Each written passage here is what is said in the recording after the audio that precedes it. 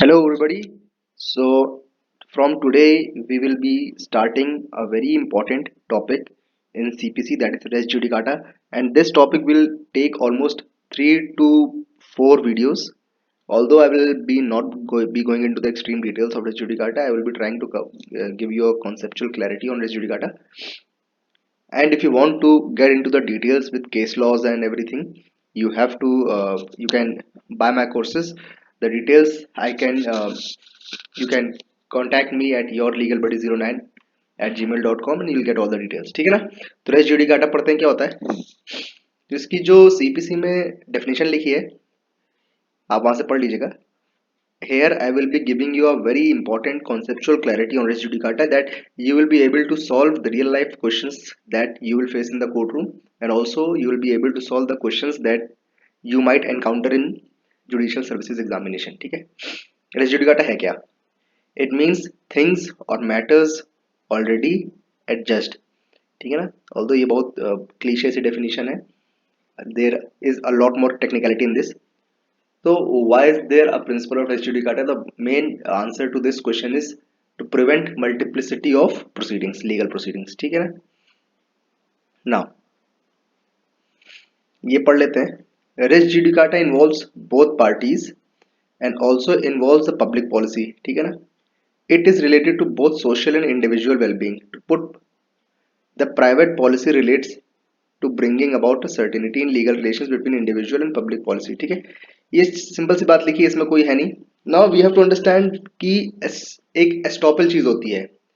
ठीक है ना? एस्टॉपल अगर क्लीशे मुझे समझाना है तो estoppel is your bound by your actions. ठीक है ना? Your actions could be written, your actions could be anything which are done which are done by your hands, or which are given in writing। ठीक है ना? तो estoppel कितने type के होते हैं? बाय रिकॉर्ड होता है, बाय कंडक्ट होता है, बाय डीड होता है, बाय पाइस होता है। ठीक है ना? तो जो रेस जुडिकाटा है is one kind of a estoppel. ठीक है ना? और एस्टॉपल बाय रिकॉर्ड की कैटेगरी में आ जाएगा रेस जुडिकाटा। ठीक है, ये एग्जाम में आता है, इसलिए कोई इसका रियल लाइफ रेलेवेंस नहीं, एग्जाम में आता है। ठीक है, simple res judicata is considered as estoppel by record. ठीक है, basis of res judicata not very important। ठीक है, important for judicial services but not very important for real life situations। ठीक है, now res judicata is a very broad principle। res judicata एक बहुत ही बड़ा principal है। इसका एक छोटा सा part we see in section 11 of CPC. ठीक है ना? So and we also need to understand that principle of res judicata also applies to writs, habeas corpus को छोड़ के। It also applies to writs, it also applies to arbitration proceedings, foreign judgment, everything. ठीक है ना? Now अब race judicata होता क्या है? ठीक है, मान लीजिए कोई एक सूट चल रहा है। ठीक है, इस सूट में मैटर, और ये दूसरा सूट चल रहा है। ठीक है ना? If in both the suits matter in issue is also same, title is also same, parties are also same. ठीक है, and suit one is heard and finally decided by the competent court. ठीक है, तो are क्या race judicata apply होगा? हाँ होगा। अब जब रेस जुडिकाटा अप्लाई हो जाता है इसका मतलब ये हो जाएगा कि सूट जो यहाँ पे जो दूसरा केस चल रहा है तो वो एप्लीकेबल ही नहीं होगा। वो the court will say that the second suit is barred by the first suit because पहले सूट में मैटर इन इशू, टाइटल और पार्टीज और हर्ड एंड फाइनली डिसाइडेड ये सब सेम हो चुका है, और it has been also heard and finally decided also. ठीक है, मैटर इन इशू, टाइटल और पार्टीज तीनों चीजें सेम थी, तो subsequent suit will not be applicable, will not stand because it will be barred by res judicata। ठीक है, ये होता है। नाउ अब देखते हैं, धीरे धीरे पढ़ते हैं। अगर टाइटल डिफरेंट हो गए तो res judicata will not apply. ठीक है, एग्जाम्पल समझते हैं। रिमेंबर ये सब जो एग्जाम्पल्स मैं बता रहा हूँ ये एग्जाम में आते हैं। ठीक है ना?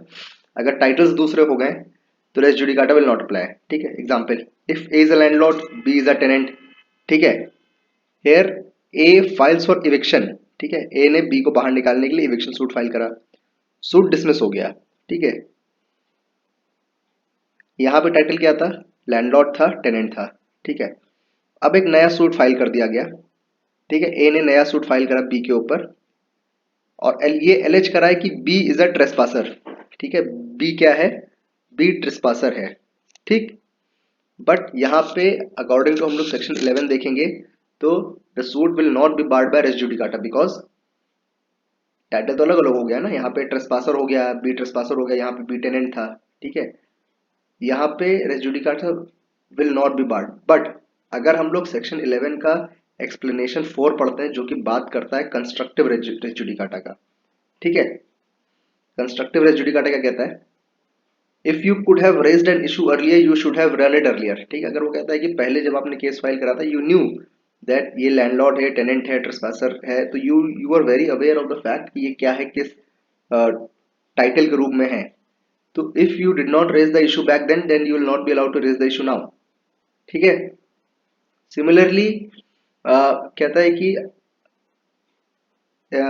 विच says that if you could have raised an issue earlier you should have done it now, ठीक है। वो कह रहा है आपको पहले से पता तो था ही कि ट्रेसपासर है ना। तो सिमिलरली पार्टीज का एक तरीके का जो रोल रहा वो तो सेम ही रहा ना, ठीक है।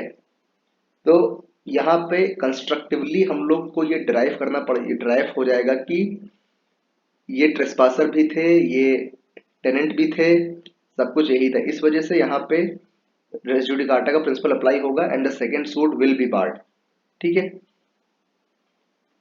अब आगे पढ़ते हैं, ये हम लोग ने देख लिया। अब अनदर अनदर केस देख लेते हैं, ठीक है।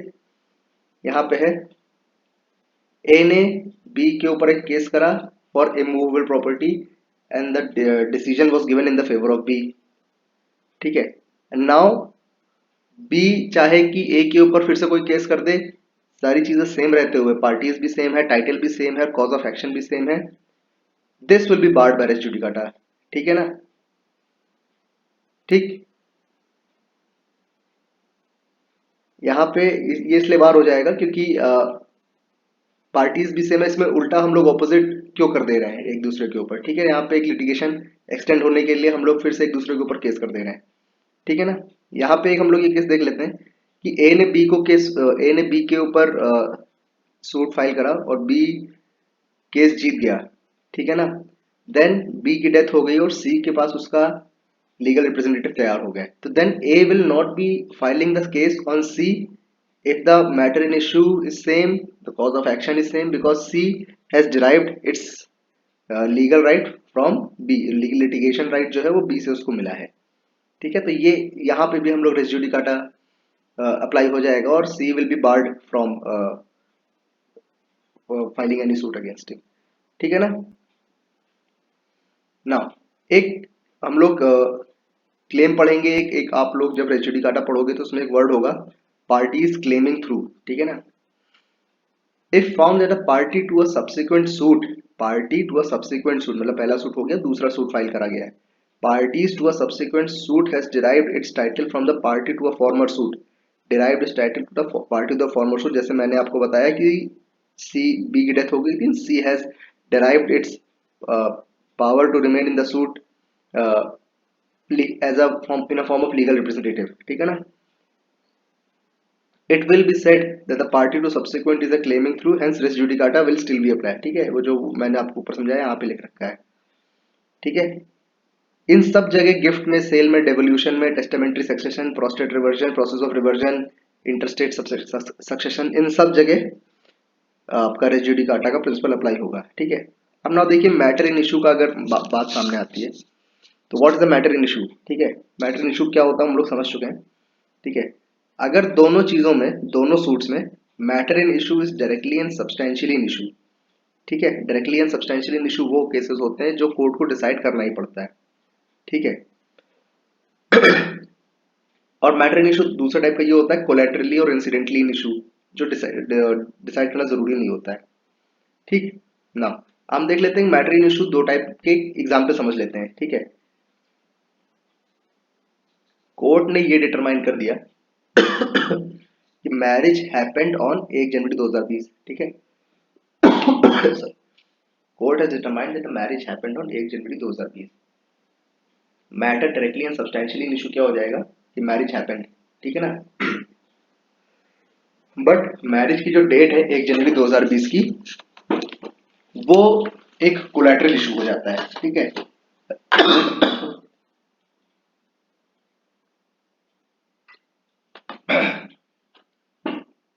Now here RJ applies to matter directly and substantially in issue. ठीक है, matter directly and substantially in issue का हम लोग अगली वीडियो में देखते हैं क्या होता है. तभी के लिए थैंक यू फॉर वॉचिंग.